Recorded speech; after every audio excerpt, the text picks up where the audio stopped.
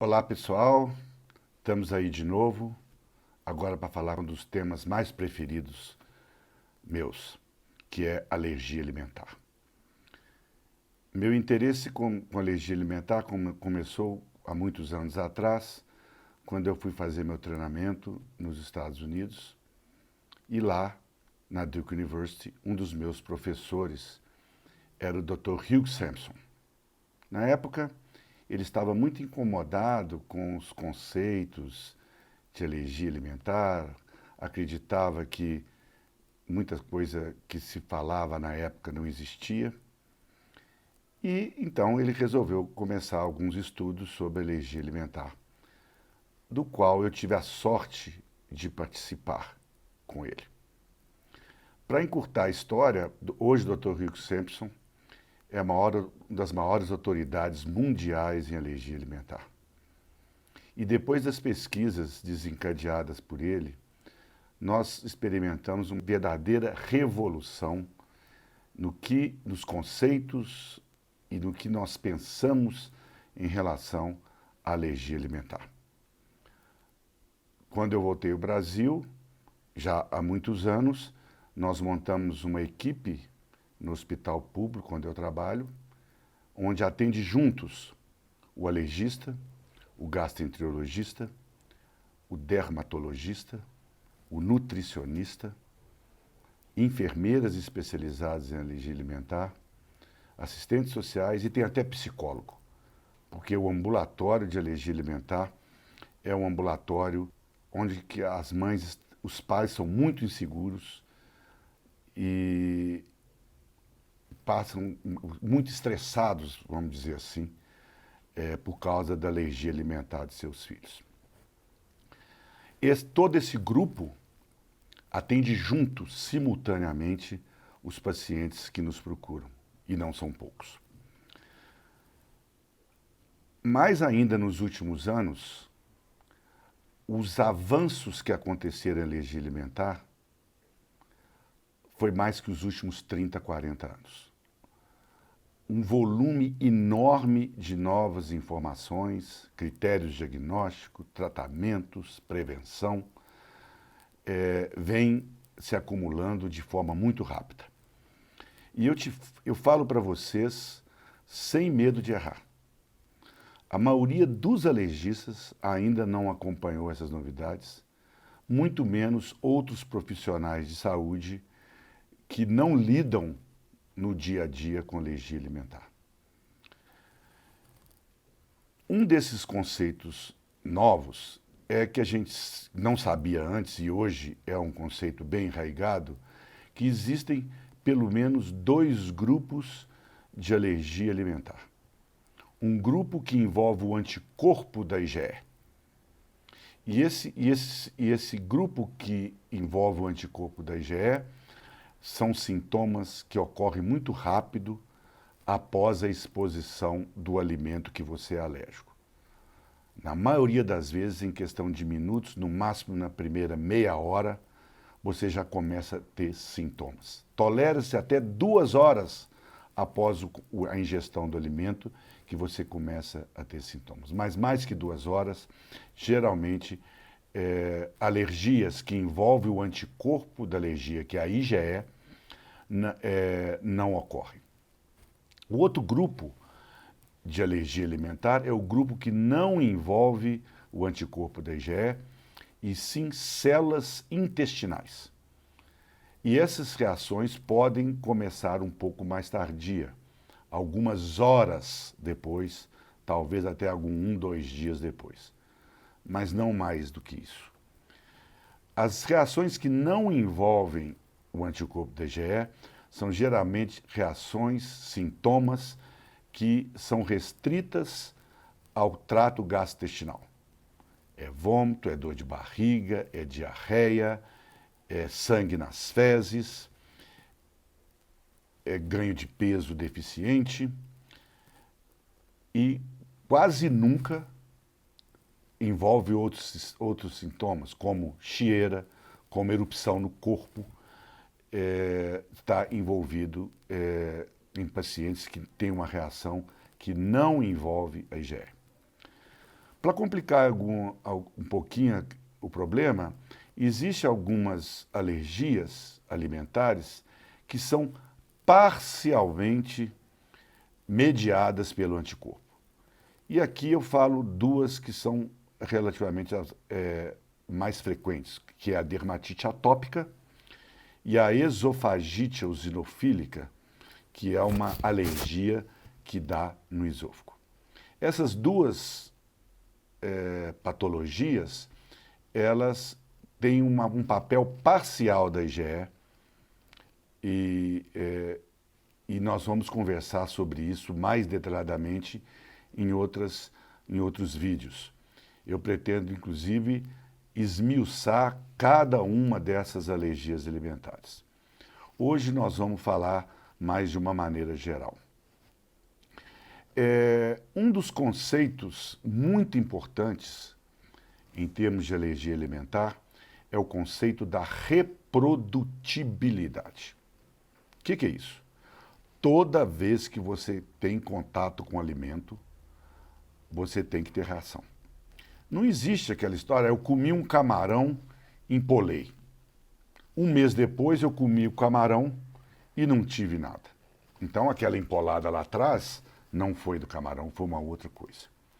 Então, crianças que são tidas alérgicas a leite, que ingerem produtos que contêm leite, ocasionalmente, sem reação, você pode apostar que o diagnóstico de alergia ao leite está equivocado.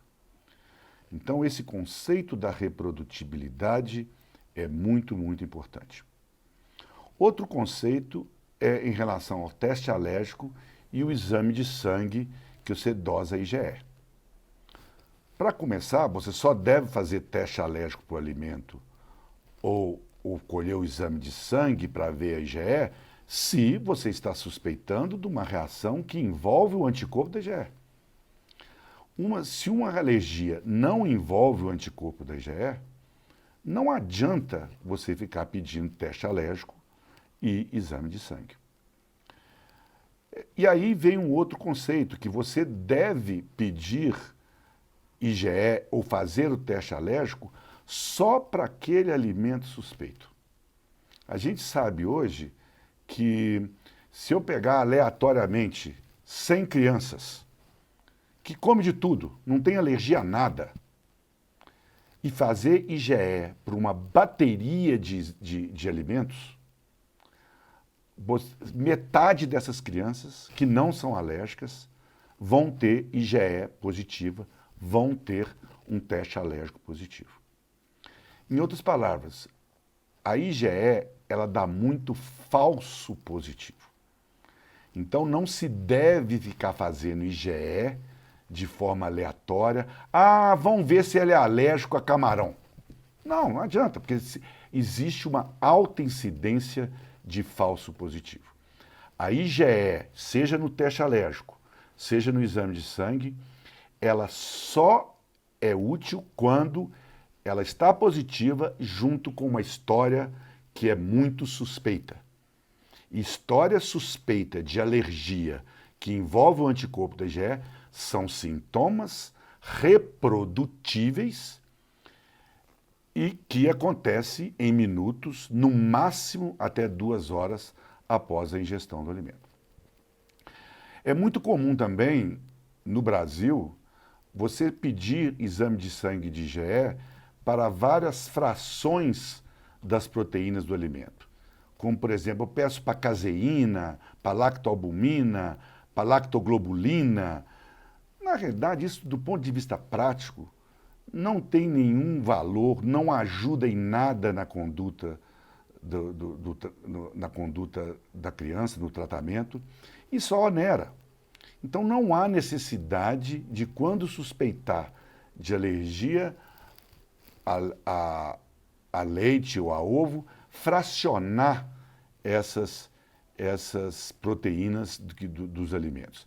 Se for suspeito de alergia a leite, faça o teste alérgico para leite, peça IgE para leite, a mesma coisa acontecer com os outros alimentos. Os estudos que começaram lá atrás com o Hugh Sampson mostraram claramente que 6 alimentos são responsáveis por 90% de todas as alergias. Esses alimentos são leite, ovo, soja, trigo, peixe e amendoim. E por amendoim também se entende nozes e castanhas. E no grupo do peixe, você coloca os frutos do mar.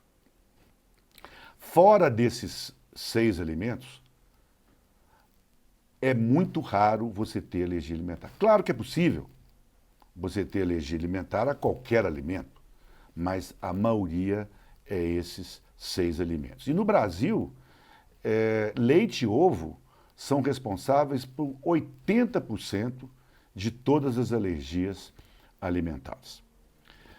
Então, isso é um fator muito importante também. Outro conceito novo, que a alergia IgE mediada, na maioria das vezes, é para um alimento só.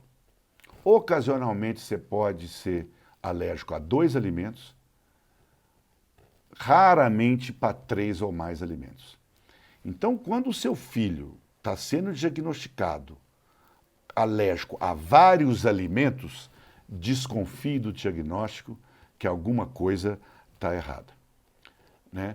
A alergia que não envolve o anticorpo da IgE, ela pode sim ter alergia a múltiplos alimentos. E geralmente o mais comum em nosso meio é o leite e a soja, que pode ser alergia concomitante a esses alimentos. Outro fator muito importante, que crianças alérgicas a leite e a ovo, em torno de 2/3, 60%, 70% dessas crianças vão a perder alergia à medida que vai crescendo. Com relação a amendoim, peixes e frutos do mar, é o contrário. Apenas 20% perdem alergia. Isso é muito importante quando você vai definir um tratamento, porque boa parte dessas crianças vão melhorar, vão perder alergia, independente daquilo que você fizer para ela. O tratamento, hoje tem 3 pilares. Um é, logicamente, evitar. Né? Não precisa ser médico para saber se você come um camarão, seu corpo empola todo, você quase morre sufocado sem respirar. Não precisa ser médico para saber que você não pode comer camarão. E isso vale para qualquer alimento. Né? Então, ainda hoje, a forma mais eficaz de tratar a alergia alimentar é evitar o alimento em questão. E quanto mais rigoroso é essa restrição, maior a possibilidade de você perder a alergia. Bom, o segundo pilar, isso é uma coisa relativamente nova, que vale para pacientes alérgicos a leite e a ovo. Alguns desses pacientes toleram o alimento, a proteína do leite ou a proteína do ovo, quando ela é extensamente aquecida num bolo, num pão de queijo, num biscoito. Em outras palavras, você pegar um assado, seja qual ele for, colocar ele no forno a 200 graus por mais de 20, 30 minutos, esse calor, junto com o calor, quebra a proteína, e essa proteína fragmentada, junto com glúten, ou no caso do pão de queijo com polvilho, forma pequenos polímeros que são bolinhas microscópicas que, na hora que você ingere, dificulta o sistema imunológico a enxergar a proteína do leite ou do ovo. Algumas crianças realmente toleram isso, depende de criança para criança e deve ser analisada de forma criteriosa e individual.